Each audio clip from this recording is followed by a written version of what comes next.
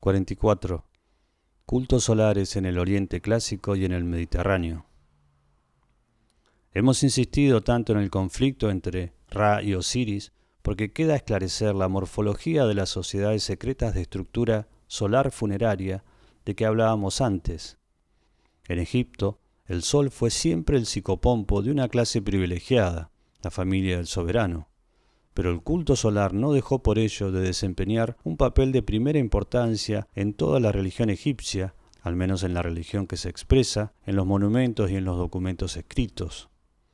En Indonesia y en Melanesia, el caso es distinto. El sol fue en un principio el psicopompo de todos los iniciados de las sociedades secretas.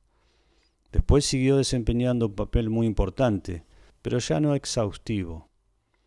En esas sociedades secretas, el papel de los antepasados, a los que el sol había conducido por el camino de Occidente, es tan importante como el del sol.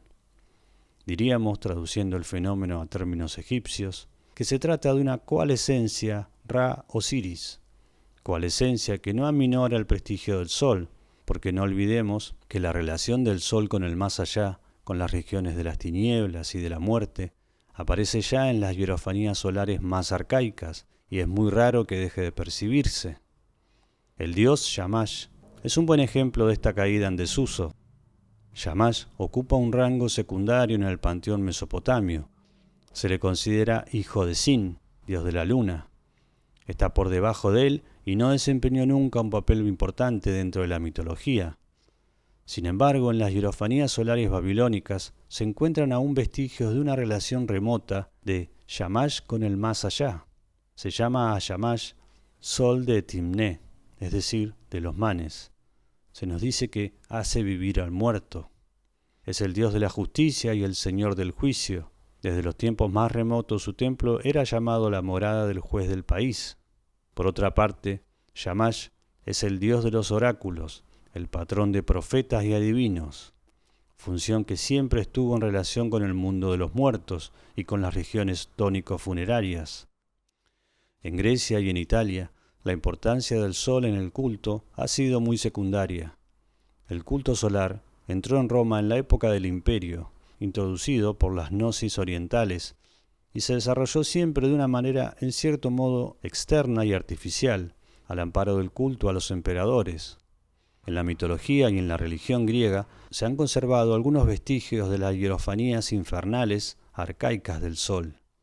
El mito de Helios tiene matices tanto tónicos como infernales. Sus numerosos epítetos, en los que ve un residuo de herencia religiosa mediterránea, denuncian claramente que está orgánicamente vinculado al mundo vegetal. Helios es, como Leto, una de las más grandes diosas mediterráneas, Pitios y Paián es Stonios y Ploutón. Es también Titán, epifanía de las energías generadoras.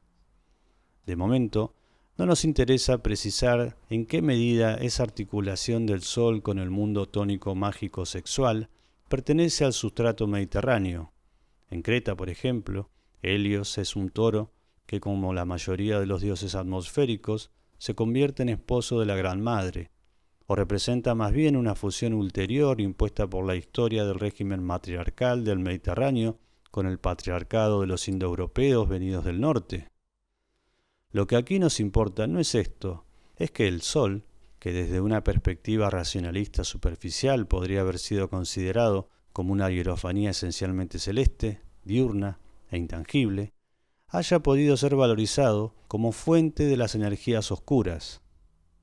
Porque Helios no es solo Pitios, Stonios, Titán, etc., sino que está en relación además con el mundo propio de las tinieblas, la magia y el infierno.